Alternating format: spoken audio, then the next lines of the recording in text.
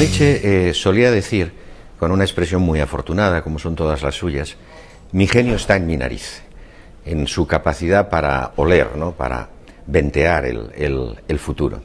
Y el futuro de los próximos siglos, dijo, era el cansancio de la civilización y esa especie de reacción negativa que consiste en que consiste el nihilismo, ¿no?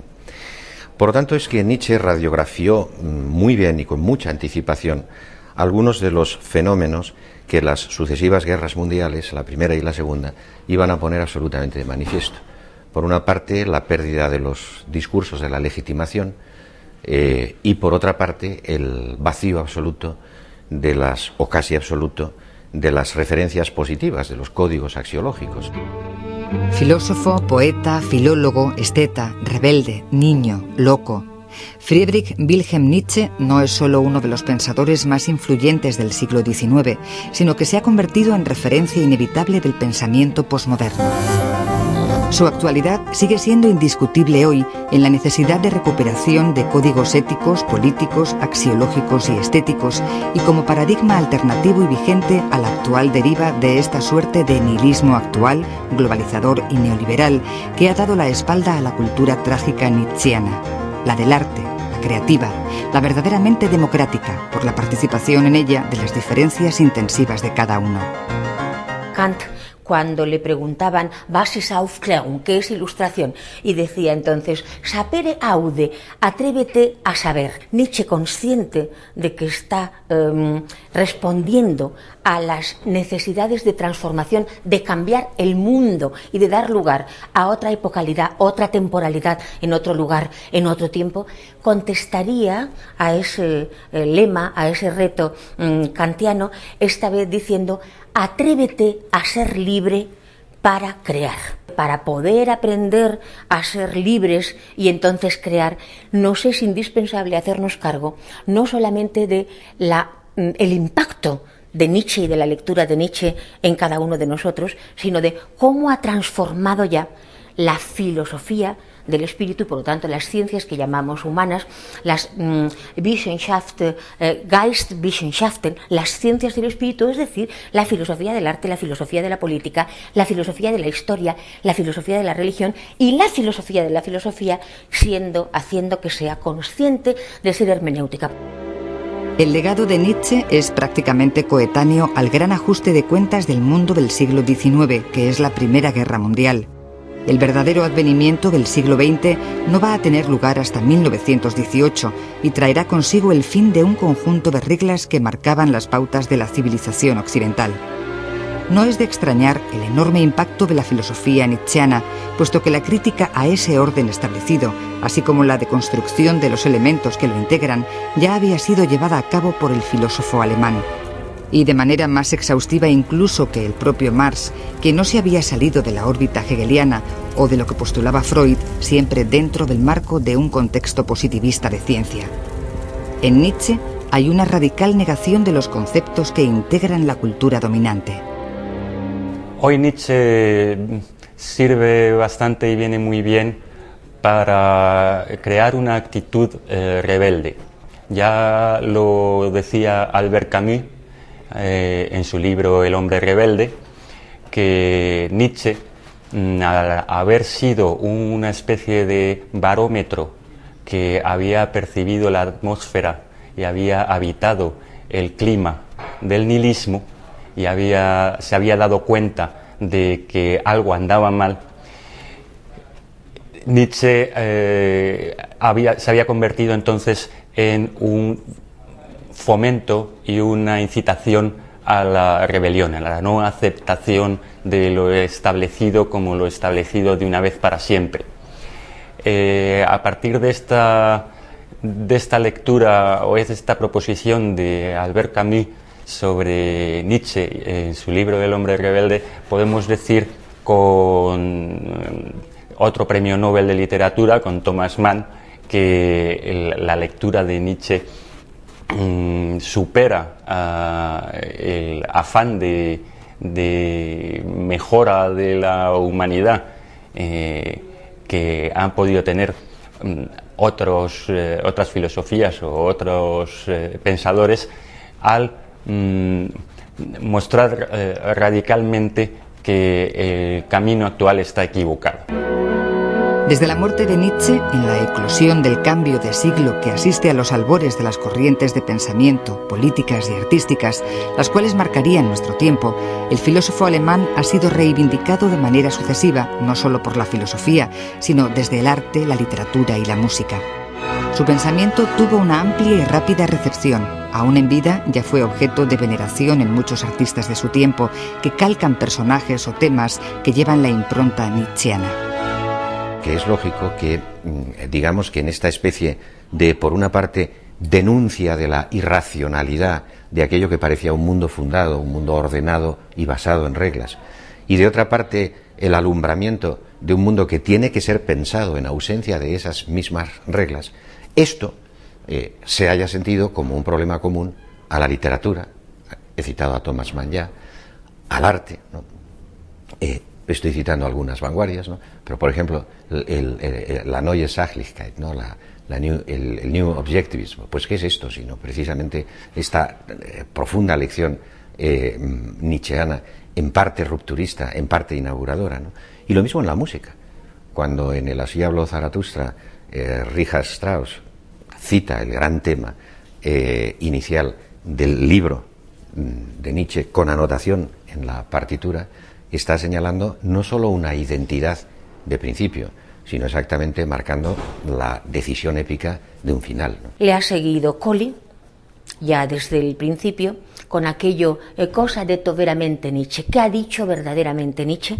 Le ha seguido el segundo Heidegger, como decíamos, le ha seguido Gadamer, le ha seguido Bátimo, le seguimos nosotros, los que defendemos una hermenéutica trágica, y también le ha seguido el postestructuralismo, de manera que solamente gracias a Nietzsche podemos notar cuál es la unidad del mapa desplegado de la riquísima pluralidad de ese renacimiento de la filosofía al que llamamos posmetafísica, no pretendiendo que no tenga ontología, sino sabiendo, como decía Paul Celan, ¿verdad? Hay muchos mundos posibles, pero están en este, están aquí.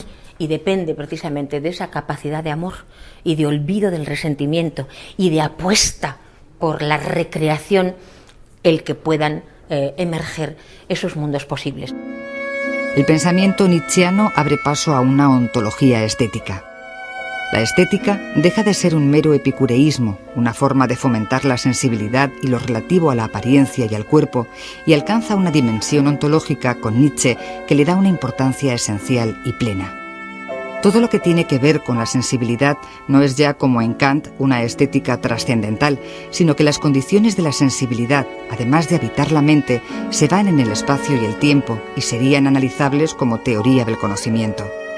Al igual que la física de Einstein, la ontología estética de Nietzsche postula que el espacio y el tiempo pertenecen al ser, no solo al conocer.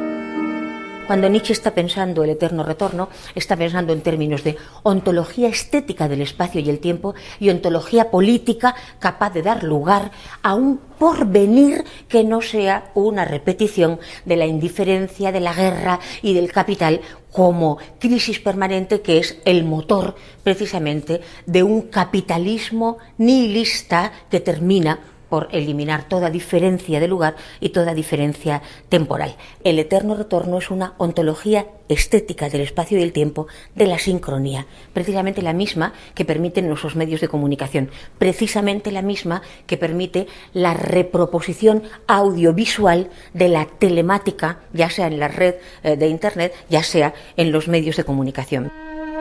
El concepto de eterno retorno remarca además el amor a la vida. La tradición judeocristiana postula un paraíso, Platón, el mundo de las ideas. Nietzsche niega de manera radical la existencia de un mundo suprasensible para sostener que más allá está otra vez la tierra, el mundo, porque no hay nada más. El eterno retorno cumple a su vez una función ética. Quien acepta el eterno retorno se previene y acepta sus actos, con el dolor que puedan contraer, con el placer que puedan conllevar. No hay lugar para el arrepentimiento.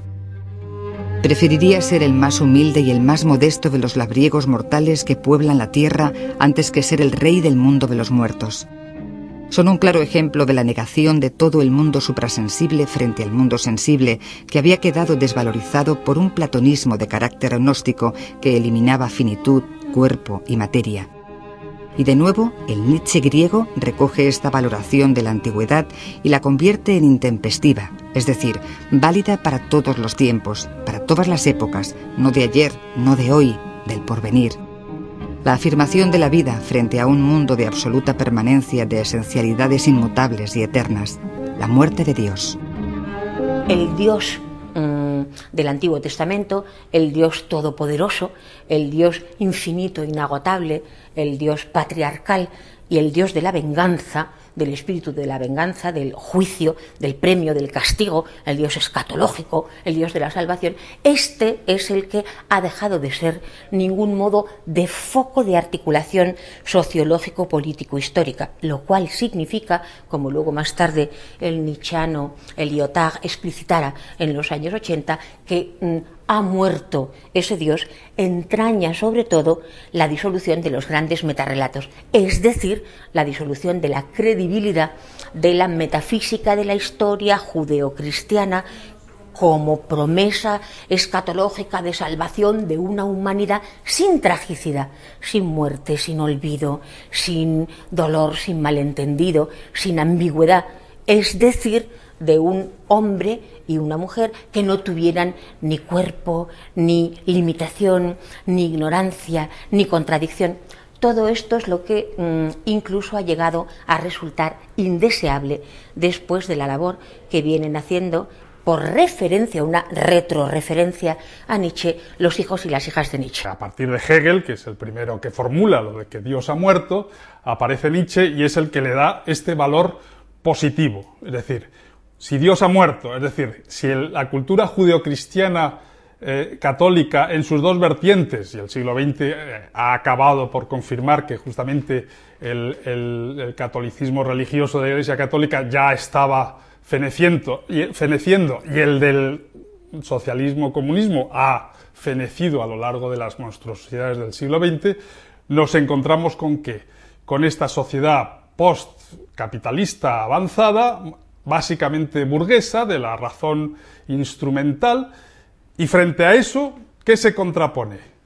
Pues justamente la reivindicación de lo trágico. Nietzsche piensa que la concepción griega de la tragedia, con sus alegrías y tristezas, con su finalmente exaltación de todos los órdenes de la existencia hasta el punto de crear lo que por civilización griega, cuna de la civilización occidental, conocemos, todas esas potencias que él resumió en su intuición básica de lo apolíneo y lo dionisiaco, estaban aún latentes en su tiempo, y él quería que ese tiempo desértico del nihilismo de la modernidad, en la que todo valor perdía peso, se convirtiese antes que en una muerte, en una resurrección, recuperando estas vetas del vitalismo griego que, igual que dieron lugar a la cultura grecolatina, podrían hoy dar lugar a una nueva era. Sed más fuertes, más malvados, más profundos y más bellos. Con esta exhortación de Dionisos, en la sección 9 de Más allá del bien y del mal, dedicada al concepto de excelencia de los aristócratas, Nietzsche pone de manifiesto las claves de la cultura trágica. De este modo, reivindica y actualiza el concepto griego de lo trágico, que nada tiene que ver con lo sombrío ni lo oscuro, sino que constituye una afirmación a la vida.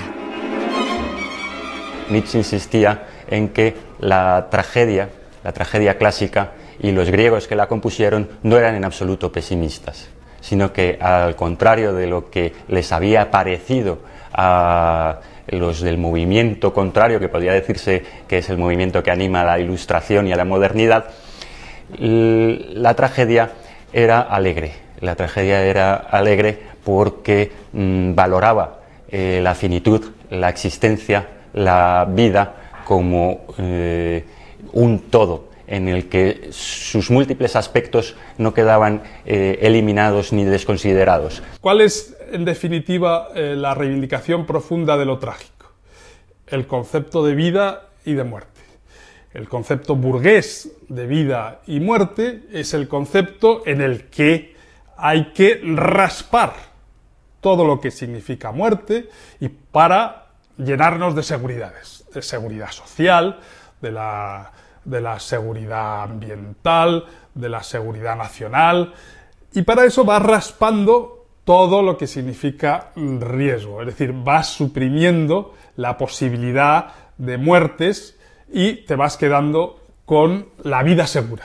¿Qué es lo que dice Nietzsche y qué es justamente esta gran llamada que tenemos, afortunadamente, desde Nietzsche? No, todo lo contrario. Es decir, lo que hay que volver a reivindicar es que no hay vida si no hay muerte. Y si no hay muerte, no hay vida porque no has vivido. Simplemente tu corazón ha dejado de latir, pero no te has muerto porque no has vivido. La cultura de lo trágico es la cultura de la excelencia, la máxima virtud de los aristoi, es decir, los aristócratas de la antigua Grecia. Nietzsche recupera el concepto griego de aristócrata como el creador de valores, el veraz, el osado. La ontología nietzscheana va a dar paso al máximo exponente del aristócrata, el superhombre, el Übermensch, al que Nietzsche se refiere como el sentido de la tierra.